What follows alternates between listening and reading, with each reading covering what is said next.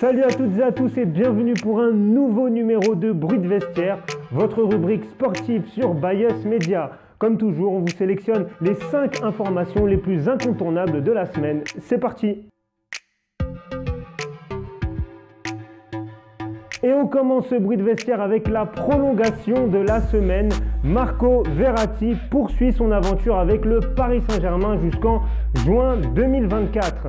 Le milieu de terrain italien, arrivé en 2012 dans le club de la capitale, s'est fourni un gros palmarès avec 6 Ligue 1, 5 Coupes de la Ligue et 4 Coupes de France.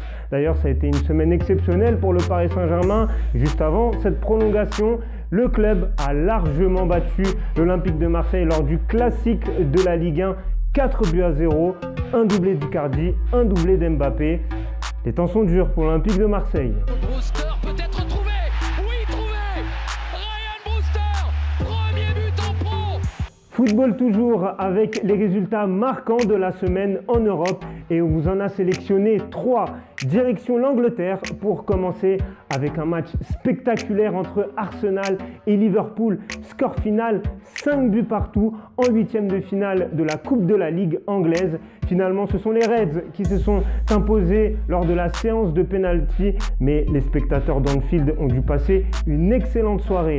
Et on continue notre tour d'Europe avec l'Espagne et le FC Barcelone qui s'est largement imposé 5 buts à 1 face à Valladolid. Mais au-delà du résultat favorable pour le club catalan, c'est la relation entre Griezmann et ses partenaires et notamment ses compères d'attaque Messi et Suarez qui font débat en Espagne. On peut le voir avec ces images où l'autre champion du monde français a été clairement oublié sur 2 actions. Alors, qu'en pensez-vous? Est-ce qu'il est vraiment boycotté au Barça depuis son arrivée? Vos réponses dans les commentaires. Et on termine avec l'Italie et la Juventus de Turin, toujours invaincus en Serie A avec un succès 2 buts à 1 face au Genoa. Mais le fait marquant de la rencontre, c'est l'expulsion express d'Adrien Rabiot. Oui, Adrien Rabiot, l'ancien milieu de terrain du Paris Saint-Germain, entré à la 60e minute et qui est sorti 25 minutes plus tard. Décidément, l'intégration est plus que compliquée pour l'ancien joueur formé dans le club de la capitale.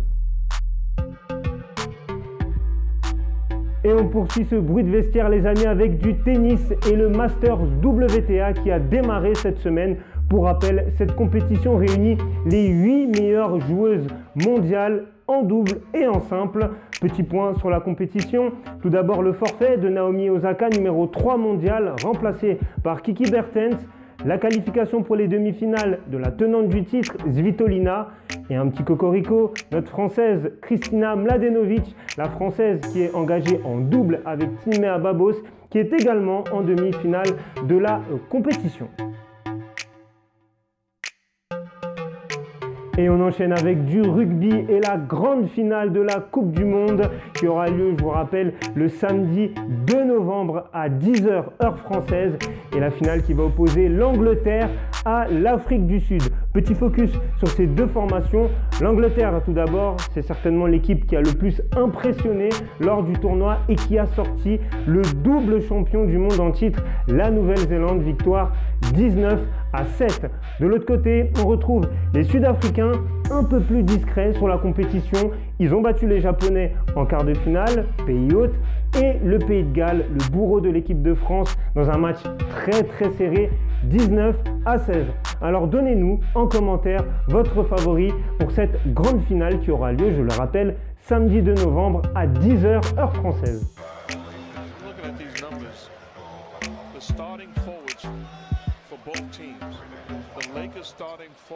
Et pour conclure ce bruit de vestiaire, l'image insolite de la semaine, et c'est en NBA qu'on l'a vu. Alors on va parler des Lakers, mais pas sur le terrain, encore que, mais on va parler plutôt coupe de cheveux et calvitie. Alors vous savez, la calvitie c'est une étape très difficile dans la vie d'un homme. Alors il y en a qui décident de l'assumer et puis d'autres qui ont recours à certains stratagèmes et notamment notre ami LeBron James qui a des implants en ce moment, mais malheureusement il y a eu une faille dans le système lors de la rencontre face au Utah Jazz. Heureusement que son ami Anthony Davis, fraîchement arrivé, l'a prévenu, mais bon, LeBron James, si tu m'écoutes, un conseil, rase tout, il n'y a rien de mieux.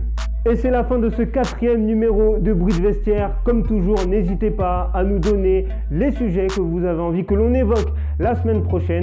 Suivez-nous également sur l'ensemble de nos réseaux sociaux. Et puis quant à nous, on se retrouve la semaine prochaine pour un nouveau numéro.